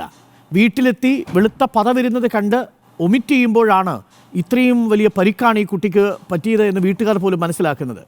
അതായത് ഈ അക്രമത്തിൻ്റെ സ്വഭാവം കൂടി മാറുന്നുണ്ടോ ശ്രീ കെ എം ആന്റണി? തീർച്ചയായിട്ടും ഇങ്ങനെയുള്ള ഒരു അക്രമ സംഭവം അല്ലെങ്കിൽ കലിപൂണ്ട കൗമാരം എന്ന് പറയാവുന്ന രീതിയിലേക്ക് മുമ്പൊക്കെ കോളേജുകളിലോ അല്ലെ സ്കൂളുകളിലോ ഈ രീതിയിലുള്ള അക്രമ പ്രവർത്തനങ്ങൾ ഉണ്ടായിരുന്നെങ്കിലും ഇത്ര മാത്രം അക്രമത്തിലേക്ക് കടന്നു പോകുന്ന ഒരു സാഹചര്യം ഉണ്ടായിരുന്നില്ല. അതിപ്പോൾ ഡോക്ടർ പറഞ്ഞതുപോലെ ഡോക്ടർ പറഞ്ഞതുപോലെ ഈ കൗമാരക്കാരുടെ ഇടയിലുള്ള അനുകരണത്തിനുള്ള പ്രവണത അതിപ്പോൾ സിനിമകൾ തന്നെ എടുത്തു നോക്കൂ. ഇപ്പോൾ ഓടിക്കൊണ്ടിരിക്കുന്ന ഒരു സിനിമ ഞാൻ ഇന്നലെ കണ്ടതാണത്. അതിലും അത് കണ്ടു കഴിഞ്ഞാൽ മുഴുവനായും വയലൻസാണ്. എങ്ങനെ ഇത് കണ്ടുകൊണ്ടിരിക്കുമെന്നുള്ളതാണ്. അത്തരത്തിലുള്ള ചെറിയ കുട്ടികൾ ഇത് കാണേണ്ട സാഹചര്യം വരികയാണെങ്കിൽ അതിലെ വില്ലനെയാണ് അവർ അനുകരിക്കുന്നത്, നായകനെയല്ല. കുട്ടികളുടെയൊക്കെ സ്മാർട്ട് ഫോണിൽ അത് ഡൗൺലോഡ് ചെയ്ത് ഇൻസ്റ്റാഗ്രാം വഴിയൊക്കെ ഈ കുട്ടികളുടെ കയ്യിൽ എപ്പോഴേ എത്തി. അതാണ് പറഞ്ഞത്. അവരത് കണ്ട് അതിൻ്റെ ബാക്കി കാര്യങ്ങൾ നടത്തുകയാണ്. ഇപ്പം കോന്നി ബസ് സ്റ്റാൻഡ് പൊതു ഇടങ്ങളിൽ ഇവർ സമ്മേളിക്കാനും സംഘർഷത്തിനുള്ള സാഹചര്യം സൃഷ്ടിക്കാനുമുണ്ട്. മറ്റ് സ്ഥലങ്ങളിൽ ചിലപ്പോൾ അധ്യാപകരോ അല്ലെങ്കിൽ ഇവരുടെ രക്ഷിതാക്കളോ ഒക്കെ കാണും. ബസ് സ്റ്റാൻഡിലാകുമ്പോൾ വന്നു പോകുന്ന ആളുകൾ മാത്രമേ ഉള്ളൂ. അതുകൊണ്ടാണ് അതിന് തിരഞ്ഞെടുക്കുന്നത്. ആരും അവരെ കൺട്രോൾ ചെയ്യാനില്ല, അല്ലെ ആരും ഇടപെടില്ല ഈ വിഷയങ്ങളിൽ. കുട്ടികളുടേതാണെങ്കിൽ പോലും കണ്ടു നിൽക്കുന്ന പ്രായമുള്ള ആളുകൾ പോലും അതിൽ ഇടപെടില്ല. കാരണം അവരതുപോലുള്ള മാരകായുധങ്ങളുമായിട്ടാണ് നിൽക്കുന്നത്. നമ്മൾ എന്തിനാണ് അതിൽ ഇടപെടുന്നത് എന്നുള്ളൊരു തോന്നലോടുകൂടി ഒഴിഞ്ഞു മാറി നിൽക്കുന്ന ഒരു സാഹചര്യമാണ് ഇന്നിപ്പോൾ ഉള്ളത്. പണ്ട് അങ്ങനെയല്ല. കാണുന്ന പ്രായമുള്ള ആളുകൾ കുട്ടികൾ വഴക്കുണ്ടാക്കുമ്പോൾ അവിടെ ഇടപെടുമായിരുന്നു. അന്ന് അങ്ങനെ ഇടപെട്ട് കഴിഞ്ഞാൽ മാതാപിതാക്കൾ അതിലായിരുന്നു. ഇതിപ്പോൾ ഇടപെട്ട് കഴിഞ്ഞാൽ ഇടപെട്ട പ്രായമുള്ള അതിനെ ഒഴിവാക്കാനായി ശ്രമിച്ച ആളിൻ്റെ പേരിലായിരിക്കും നാളെ പരാതിയും കേസും വരുന്നത്. പോലീസിന് അതിലേക്ക് മുന്നോട്ട് പോകാതിരിക്കാനും പറ്റില്ല. Right. അപ്പം നമ്മളിപ്പം എല്ലാം കൊണ്ടും കുത്തഴിഞ്ഞ രീതിയിലുള്ള ഒരു സാഹചര്യത്തിലൂടെയാണ് കടന്നുപോയിക്കൊണ്ടിരിക്കുന്നത്. ഇത് എങ്ങനെ മാറ്റണമെന്നുള്ളത് ഇപ്പം ഞാൻ അങ്ങനെയൊക്കെ തിരിച്ചു വരാം. ശ്രീ അരവിന്ദൻ, താമരശ്ശേരി പഞ്ചായത്ത് പ്രസിഡന്റ്, ഈ സ്കൂളുകൾ തമ്മിലുള്ള അങ്ങനെ വൈര്യനിരാതരമായിട്ടുള്ള ഒരു കലിയൊന്നും ഉണ്ടായിരുന്നില്ല, വിദ്വേഷം ഉണ്ടായിരുന്നില്ല എന്നങ്ങ് പറയുമ്പോഴും ഇവർ സംഘാംഗങ്ങളായി ചേരുന്നത് സ്കൂളിൻ്റെ അടിസ്ഥാനത്തിലാണ്. എലൈറ്റിൽ സ്കൂളിലെ ഒരു വിഭാഗത്തെ നേരിടാൻ ഈ ഗവൺമെൻറ് ഹയർ സെക്കൻഡറി സ്കൂളിലെ 10ാം ക്ലാസ്സിലെ വിദ്യാർത്ഥികൾ കൂട്ടം ചേർന്ന് വരുന്ന ഒരു രീതി കാണുന്നു. അവർ വലിയ പ്ലാൻഡായിട്ടാണ് വരുന്നത്. അവർ ഇൻസ്റ്റാഗ്രാം ഉപയോഗിക്കുന്നു, വാട്സപ്പ് ഉപയോഗിച്ച് അതിൽ കൂട്ടായ്മയുണ്ടാക്കുന്നു. ഇൻസ്റ്റാഗ്രാം ചാറ്റിലൂടെ നിങ്ങൾ വരണം, ആണായി പിറന്നവരുണ്ടെങ്കിൽ വരണം എന്നാണ്. സിനിമയിലൊക്കെ കാണുന്ന ഡയലോഗിനെ അതേപടി അനുകരിച്ചുകൊണ്ടാണ് ഈ കുട്ടികൾ ഈ സംഘാംഗങ്ങളായി ചേർന്ന് ഈ വിദ്യാർത്ഥിയെ മർദ്ദിക്കാൻ പോകുന്നത്. അവിടെ വെച്ച് ക്രൂരമായി മർദ്ദിക്കുകയാണ്, നഞ്ചക്കൊക്കെ കൊണ്ടുവന്നാണ് മർദ്ദിക്കുന്നത്. ഇതിൽ മർദ്ദിച്ച വിദ്യാർത്ഥിയിൽ ഒരാളുടെ അച്ഛനൊരു ക്രിമിനൽ പശ്ചാത്തലമുള്ള ആളാണെന്നും കേൾക്കുന്നുണ്ട്, അല്ലേ ശ്രീ അരവിന്ദൻ?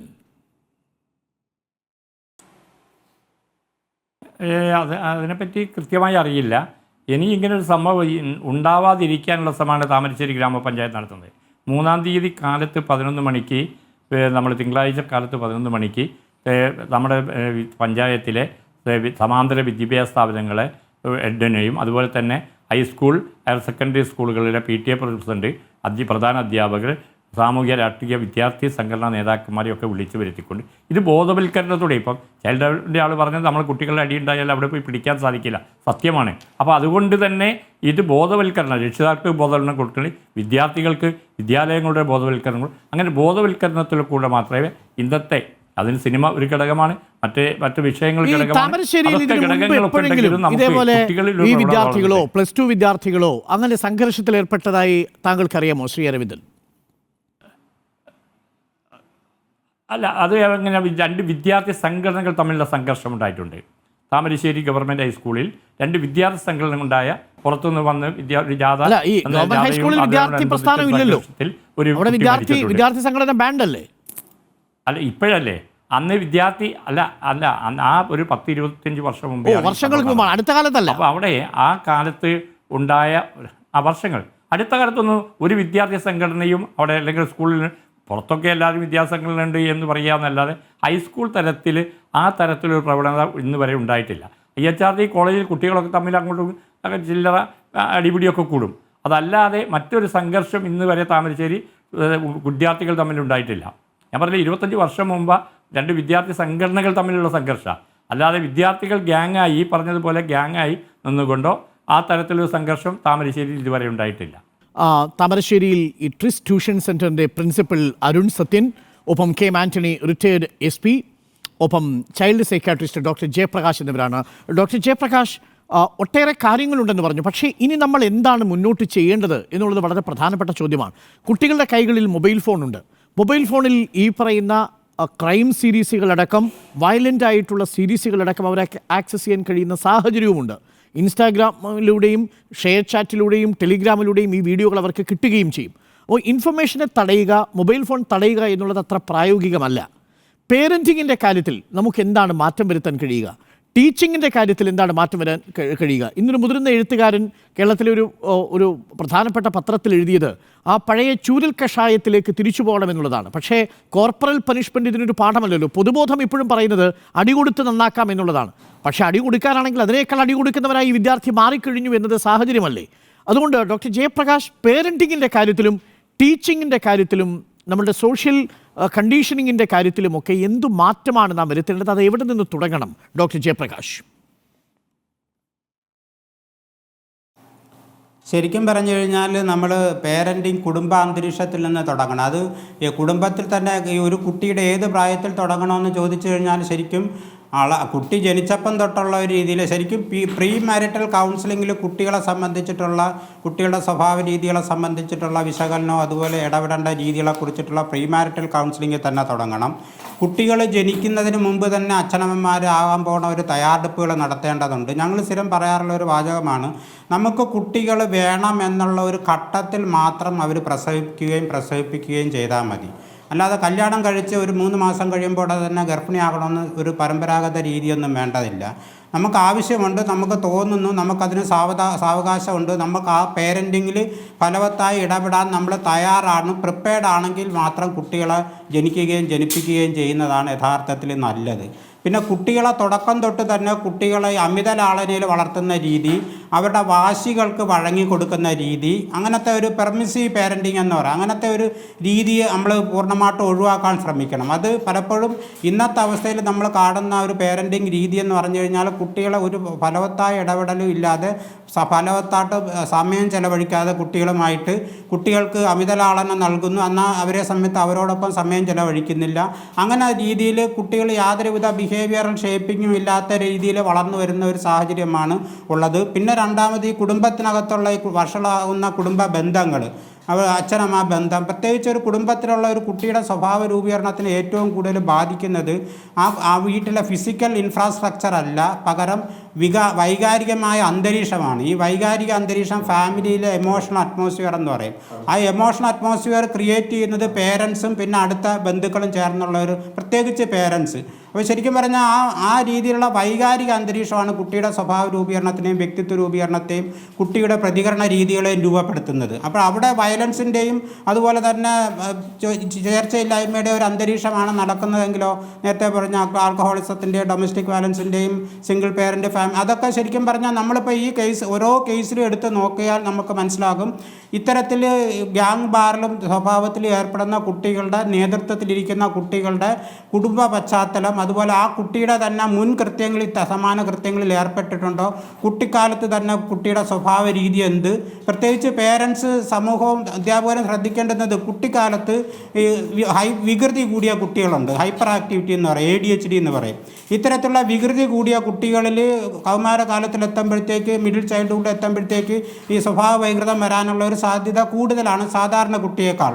എന്ന് വെച്ചാൽ അതിൻ്റെ അർത്ഥം എല്ലാ ADHD കുട്ടികളും കോണ്ടാക്ട് ഡിസോർഡർ ആകുമെന്നല്ല, പക്ഷേ ADHD കുട്ടികളിൽ കോണ്ടാക്ട് ഡിസോർഡർ വരാനുള്ള സാധ്യതയുണ്ട്. അപ്പോൾ ശരിക്കും പേരൻറ്റിങ്ങിൻ്റെ ഒരു ഘട്ടത്തിൽ ഈ ഹൈപ്പർ ആക്ടിവിറ്റി കൂടിയ കുറ്റവാസന സ്വഭാവ രീതികൾ, മറ്റുള്ളവരെ ഉപദ്രവിച്ച് കാര്യം സാധിക്കുന്ന രീതിയിലുള്ള പ്രവണതയുള്ള കൊച്ചു കുട്ടികൾ, 5-6 വയസ്സുള്ള കുട്ടികളെയാണ് ഞാൻ ഉദ്ദേശിച്ചത്. അത്തരം കുട്ടികളിൽ തന്നെ നമ്മൾ പ്രാഥമികമായി ഇടപെടുകയും അത്തരം കുട്ടികളെ തന്നെ ശിശു മാനസികാരോഗ്യ വിദഗ്ധരെയൊക്കെ കാണിച്ച് ആവശ്യമായ തരത്തിലുള്ള ഇടപെടൽ നടത്തിക്കൊണ്ടു പോകുന്ന മോഡലുകൾ ലാറ്റിൻ അമേരിക്കൻ രാജ്യങ്ങളിലുണ്ട്. ഡിസ്റപ്റ്റഡ് ഫാമിലി എൻവയോൺമെൻറ്റിലുള്ള കുട്ടികളെ പ്രത്യേകമായിട്ട് ഒരു സെയിം ഏജിലുള്ള കുട്ടികളെ പിന്നെ പ്രത്യേകമായിട്ട് പേരൻറ്റിങ് നടത്തി സോഷ്യൽ ഇൻ്റർവെൻഷൻ നടത്തുന്ന പ്രോഗ്രാമുകളുള്ള മോഡലുകൾ ലാറ്റിൻ അമേരിക്കൻ രാജ്യങ്ങളിലുണ്ട്. അപ്പോൾ അത് കൗമാരകാലത്തിലേക്ക് എത്തുമ്പോഴത്തേക്ക് നമ്മൾ കുടുംബ പശ്ചാത്തലത്തിൽ മാതാപിതാക്കളും കുട്ടികളും തമ്മിലുള്ള ബന്ധം വഷളാകും. ജനറേഷൻ ഗ്യാപ്പ് എന്നൊക്കെ നമ്മൾ പറയും. അങ്ങനെ ബന്ധം വഷളാകുന്ന ഒരവസ്ഥ ഉണ്ടാകാതിരിക്കാൻ മാതാപിതാക്കൾ പ്രത്യേകം ശ്രദ്ധിക്കേണ്ടതുണ്ട്. ഇവിടെയാണ് നമ്മൾ കാണുന്നത്, കടുത്ത ശിക്ഷണത്തിലൂടെ അവരെ നന്നാക്കി നമ്മളെ പരിധിയിൽ കൊണ്ടുവരാൻ കഴിയത്തില്ല. അവരുമായിട്ട് സൗഹൃദമായ രൂപത്തിലുള്ള ഇൻറ്റിമേറ്റ് ആയിട്ടുള്ള റിലേഷൻഷിപ്പ് ഉണ്ടാക്കുന്നതിനും കുട്ടികളുമായിട്ടുള്ള ഇൻറ്റിമേറ്റ് റിലേഷൻഷിപ്പ്, വൈകാരികമായ ബന്ധത്തിന്റെ ഒരു മണ്ഡലം, ആ ഇടം കുടുംബങ്ങളിലുണ്ടോ എന്നുള്ളതാണ് ഏറ്റവും പ്രധാനപ്പെട്ട ചോദ്യം. Doctor Jayaprakash, child psychiatrist, KM Antony, retired SP, Arun Sathyan, tuition സെന്ററിന്റെ പ്രിൻസിപ്പൽ, അരവിന്ദൻ, താമരശ്ശേരി പഞ്ചായത്ത് പ്രസിഡന്റ് എന്നിവരാണ് നമുക്കിപ്പോൾ അതിഥികളായി. ഞാൻ അരുൺ സത്യനിലേക്ക് ഒരിക്കൽ കൂടി പോകുന്നു. അരുൺ സത്യൻ, ഇപ്പോൾ കെയർ ഹോമിൽ കഴിയുന്ന ഈ കുറ്റകൃത്യം ചെയ്ത 5 കുട്ടികളും ഈ ട്യൂഷൻ സെന്ററിൽ, നിങ്ങളുടെ ട്യൂഷൻ സെന്ററിൽ പഠിക്കുന്ന വിദ്യാർത്ഥികളായിരുന്നു? അതെ, അവർ 5 പേരും നമ്മുടെ ട്യൂഷൻ സെൻറ്ററിൽ പഠിക്കുന്ന വിദ്യാർത്ഥികളാണ്. പക്ഷേ സംഘർഷം ഉണ്ടായ സമയത്ത് ആ സംഘർഷത്തിൽ ഏർപ്പെട്ട മഹാഭൂരിപക്ഷ ആളുകളും നമ്മളെ സെൻറ്ററുമായിട്ട് ബന്ധപ്പെട്ട പഠിക്കുന്ന ആളുകളല്ല. നമ്മളിവിടെ മനസ്സിലാക്കേണ്ട ഒരു കാര്യം, ഈ ഒരു സംഭവത്തിൻ്റെ മൂലകാരണം ട്യൂഷൻ സെൻറ്ററിൽ നടന്ന ഒരു പ്രോഗ്രാമുമായി ബന്ധപ്പെട്ട അല്ലെങ്കിൽ അവിടെ ഉണ്ടായ ഒരു വാക്കുതർക്കമാണ് എന്ന് ലഘൂകരിക്കുന്നതിന് പകരം ഇത് കുറച്ചുകൂടി ഒരു വലിയ ക്യാൻവാസിൽ ഇതിനെക്കുറിച്ച് നമ്മൾ പഠിക്കാൻ തയ്യാറാണ്. ഒരു വിഭാഗം ഒരു സ്കൂളിലെ വിഭാഗം ഒരു 40ഓളം വിദ്യാർത്ഥികൾ സോഷ്യൽ മീഡിയയിൽ വെല്ലുവിളിക്കുകയും ഇത് നമുക്കറിയാം, ഇവിടെ നമ്മുടെ സെൻറ്ററിൽ അന്ന് ക്ലാസ് ഉണ്ടായിരുന്ന ദിവസമല്ല, അതുമായി ബന്ധപ്പെട്ട് നമ്മളെ സെൻറ്ററിലുള്ള കുട്ടികളെ ഉൾപ്പെടെ അവിടെ ഒരു 5ഓളം പേരെ വിളിച്ചു വരുത്തുകയും ഈ 5ഓളം വിദ്യാർത്ഥികൾ ഇവിടെ വന്നതിൻ്റെ ഉദ്ദേശം ഇത്രയേ ഉള്ളൂ, ഈ 2 വിഭാഗം ആളുകളും ഏറ്റുമുട്ടുക എന്നുള്ള ഒരൊറ്റ ഉദ്ദേശമാണ്. കാരണം മറ്റൊരു കാരണത്തിനും ഇവിടെ വരേണ്ടതായിട്ടുള്ള ഒരു കാര്യമില്ല. അങ്ങനെ വന്നൊരു സംഘർഷം ഉണ്ടായിട്ടുണ്ടെങ്കിൽ നമ്മൾ അത് കുറച്ചുകൂടി നല്ല രീതിയിൽ പരിശോധിക്കണം. സോഷ്യൽ മീഡിയയിൽ വിളിച്ച് ഒരു ആരാണ് ഈ സോഷ്യൽ മീഡിയയിൽ വിളിച്ചു വരുത്തിയതെന്ന് പറഞ്ഞത്? 5 വിദ്യാർത്ഥികളെ നമുക്ക് പുറത്ത് അറിയാൻ സാധിച്ച ഒരു കാര്യമാണ്. സോഷ്യൽ മീഡിയയിൽ ആഹ്വാനം ഉണ്ടാവുകയും കുറച്ച് പേര് വിളിച്ചതിൻ്റെ അടിസ്ഥാനത്തിലാണ് അവരിവിടെ എത്തപ്പെട്ടതെന്നും. കാരണം നമ്മൾ ഈ ടൈം ലാഗ് നമ്മൾ നോക്കണം. സോഷ്യൽ മീഡിയയിൽ എപ്പോഴാണ് ആഹ്വാനം ഉണ്ടായത്, ഈ സംഘർഷം എപ്പോഴാണ് നടക്കുന്നത്, അപ്പോൾ അവരിവിടെ എങ്ങനെ വന്നു ചേരുമെന്ന് ഇവർക്ക് എങ്ങനെയാണ് കാര്യങ്ങൾ മനസ്സിലായി. ഈ 5 പേരും ഈ ഭാഗങ്ങളിൽ ഉണ്ടാവും. അതും എക്സാം നടക്കുന്ന സമയമാണ്. നമ്മൾ മനസ്സിലാക്കേണ്ട ഒരു കാര്യം, വളരെ ചുരുക്കം ദിവസങ്ങളേ ഉള്ളൂ എക്സാമിനേക്ക്. ആ എക്സാം നടക്കുന്ന സമയത്തൊക്കെ നമ്മളും 10ാം ക്ലാസ് SSLC എക്സാം എഴുതിയാണ്. നമ്മൾ അത്രയും ശ്രദ്ധയോട് കരുതുന്ന ആളുകളാണ്. ഇവരൊക്കെ പഠിത്തത്തിലെല്ലാം ഏറ്റവും ഉന്നത നിലയിൽ നിൽക്കുന്ന ആളുകളാണ്. അതുപോലും മുഖവിലേക്ക് എടുക്കാതെ ഏറ്റുമുട്ടലിന് വന്നിട്ടുണ്ടെങ്കിൽ അതിന് തക്കതായിട്ടുള്ള ഒരു കാരണം ഉണ്ടാവും. അത് കൃത്യമായിട്ട് പഠിക്കാൻ തയ്യാറാണോ, അതല്ലെങ്കിൽ വെറുതെ ഒരു സ്ഥാപനത്തിൽ നടന്ന ചെറിയൊരു പ്രോഗ്രാമിന്റെ ഭാഗമായ പഠിക്കേണ്ടതാണ്. ഇത് ഒരിടത്ത് മാത്രം നടക്കുന്ന വിഷയമല്ല അരുൺ സത്യൻ. ഇത് പത്തനംതിട്ടയിൽ ഉണ്ടായിട്ടുണ്ട്. അവിടെ ഒരു ട്യൂഷൻ സെന്ററിന്റെ വിഷയമല്ല. അവിടെ ബസ് സ്റ്റാൻഡിൽ വെച്ചാണടി. തിരുവനന്തപുരത്ത് ഉണ്ടായിട്ടുണ്ട്, അത് തെരുവിൽ വെച്ചാണടി. പാലക്കാട് ഉണ്ടായിട്ടുണ്ട്, അത് IT-യിൽ വെച്ചാണടി. ഈ പ്രായത്തിലുള്ള കുട്ടികൾ തമ്മിൽ ഏറ്റുമുട്ടുന്നുണ്ട് എന്നുള്ളതാണ്. 8ഉം 9ഉം ക്ലാസ്സിലെ വിദ്യാർത്ഥികൾ ഏറ്റുമുട്ടുന്നു, 9ഉം 10ലും ക്ലാസ്സിലെ വിദ്യാർത്ഥികൾ ഏറ്റുമുട്ടുന്നു. ഒരു സ്കൂളിലെ വിദ്യാർത്ഥി മറ്റൊരു സ്കൂളിലെ വിദ്യാർത്ഥിയുമായിട്ട് ഏറ്റുമുട്ടുന്നു. ഒരു ട്യൂഷൻ സെന്ററിലെ വിദ്യാർത്ഥി മറ്റൊരു ട്യൂഷൻ സെന്ററിലെ വിദ്യാർത്ഥിയുമായിട്ട് ഏറ്റുമുട്ടുന്നു. ചെറിയൊരു കാര്യം കൂടി പറയട്ടെ. ഈ സംഭവം നടന്നത് ഒരു 40ഓളം വിദ്യാർത്ഥികൾ ഒത്തുകൂടി, 40ഓളം വിദ്യാർത്ഥികൾ 5 പേരെ നേരിട്ടപ്പോൾ ഈ 5 പേരെ എടുത്തുനിന്ന് ഒരാൾക്ക് പരിക്കേറ്റു. ഇത് നേരെ തിരിച്ചാണ് സംഭവിച്ചിരുന്നെങ്കിലോ? നമ്മൾ അതുകൂടി കണക്കിലെടുക്കേണ്ട ഒരു കാര്യമല്ല. അതുകൊണ്ട് കാര്യം ഇതിൽ മാരകമായ പരിക്കേറ്റ മരിക്കുമ്പോഴാണ് വലിയ വാർത്തയാവുന്നതും ശ്രദ്ധയിൽ വരുന്നതും. എത്രയോ കാര്യങ്ങൾ ശ്രദ്ധയിൽപ്പെടാതെ പോകുന്നുണ്ട്. Thank you Arun Sathyan. ചർച്ചയിൽ ചേർന്നത് ഡോക്ടർ ജയപ്രകാശ്, ഒപ്പം K. ആന്റണി, ഒപ്പം A. അരവിന്ദാക്ഷൻ. നന്ദി.